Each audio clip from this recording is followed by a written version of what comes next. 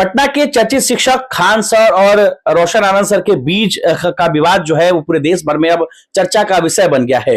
रोशन आनंद sir jail चले गए हैं। खान सर के तरफ से, उनके लोग की तरफ से रोशन आनंद सर के खिलाफ एफआईआर दर्ज किया गया था, जिसके बाद उन्हें हिरासत में लिया गया और उसके बाद पुलिस ने उन्हें गिरफ्तार करके जेल भेज दिया। हमारे साथ पटना हाई कोर्ट के वकील शिवनंदन भारती जी, हम इनसे बातचीत करेंगे। सर, आपने ये मामला देखा होगा, रोशन आनंद सर और खान सर के बीच जो विवाद हुआ, जो पत्थरबाजी हुई, सीसीटीवी फुटेज सामने आया, उसके बाद उनके ऊपर एफआईआर दर्ज हुआ, उन्हें गिरफ्तार किया जाता है, फिर उन्हें जेल भेज दिया गया।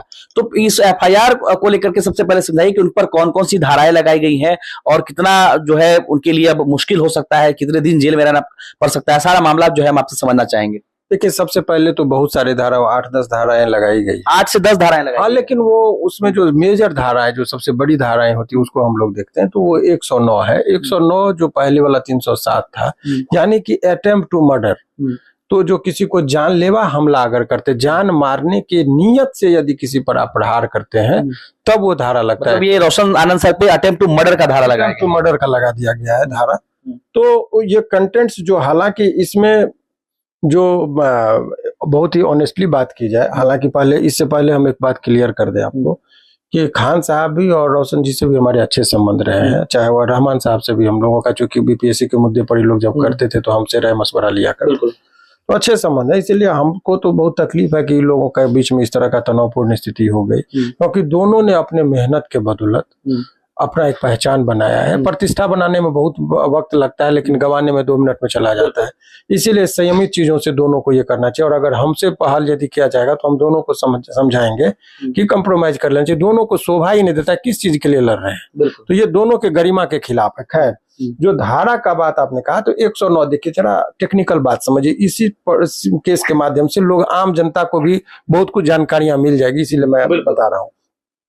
देखिए, जो धारा जो लगता है, जो कंटेंट्स होता है एफआईआर में, धारा कौन लगाता है? एफआईआर लिखाने की शक्ति ऐसे जो एसएचओ होते हैं, जो थाना का, जिसको दरोगा कहिए या प्रभारी कहिए, जो भी होते हैं, उनका काम होता है कि वो एफआईआर में कौन कौन धारा लगेगा, कंटेंट्स को देखकर जो आरोप है, उस आरोप के आधार पर जो सेक्शन लगेगा वो लगाने का काम है। उसके बाद फिर वो एक इन्वेस्टिगेटिंग ऑफिसर को नियुक्त कर देते हैं, उसका काम होता है अनुसंधान करना। तो कंटेंट्स क्या कहता है, उसी के अकॉर्डिंग धारा। जैसे वो साधारण उदाहरण समझिए कि जब दर्जी के पास आप कपड़ा करना लेके जाते हैं, तो भाई कमर का साइज 28 है तो 28 से लिखेगा, 32 तो नहीं लिख दीजिए, और 32 कमर का अगर यदि पेंट सिला गया तो उसको सूट नहीं करेगा। तो धारा में जो लिखावट क्या कर रहा है, जो लिख कर आवेदन दिया, उसी के अकॉर्डिंग धारा बैठना चाहिए। इसमें कहता है कि जान मारने, वो कहता है कि आरोप है, एफआईआर भी आप पढ़ा। एफआईआर किसके तरफ से किया गया, सबसे पहले इसको क्लियर कर दीजिए। क्या खान सर ने एफआईआर का? ये एफआईआर जो है सो खान साहब के द्वारा नहीं किया गया है। ये एफआईआर जो इसका जो इन्फॉर्मेंट है, अब इस पर भी थोड़ा सा, कन्हैया कुमार सिंह है, पिता संतोष कुमार सिंह, ये इनके द्वारा जो है सो ये केस किया गया। और ये कह रहे कि कौन है खान सर के करीब? ये कुछ नहीं, उनका कोई जिक्र नहीं है। खान साहब का ना कोई नाम का जिक्र है, ना कुछ है। अंतर्गत बोलता है कि खान ग्लोबल स्टडी मुसल्लपुर हाट का मैनेजमेंट देखता हूँ। अच्छा। सो ये मैनेजर के हैसियत से ये बात कर रहा है कि हम मैनेजमेंट देख रहे हैं। आज दिनांक फिर बोलता है कि 2 तारीख को इतना बजे कोचिंग जब बंद हुआ तो डायरेक्टर रोशन आनंद के कहने पर अभिषेक, प्रिंस तथा स्टाफ रोशन एवं गौरव के साथ करीब 15-20 लड़के अचानक आ गए और कोचिंग के गेट पर आके गार्ड को खींचकर मारपीट करने लगे, जिससे उसका सिर फट गया। हो हल्ला होने पर अगल बगल के लोग भी जुटने लगे। तब सभी लड़के तोड़फोड़ और गाली गलौज किया और हमारे कोचिंग का बोर्ड और बैरिकेटर खान सर का नाम का हटा। So this is the main allegation which has been levied against इन लोगों के खिलाफ लगा। अब सवाल यह है कि 109 लगा, 109 का जो कंटेंट्स है, यहाँ नहीं था कि मारपीट हुआ है। तो जब तक ये नहीं आवेदन होता कि जान मारने के नियत से मारा गया हो, कितने बार प्रहार हुआ हो, इंजुरी रिपोर्ट जब तक नहीं देखा जाता है, तब तक एफआईआर नहीं होती है। इसमें बिना इंजुरी रिपोर्ट देखे 109 लग गया, तो वो अपने आप में जो चीजें होती है, वो थोड़ा ये लग रहा है कि दरोगा साहब यहाँ पे जल्दबाजी कर गए।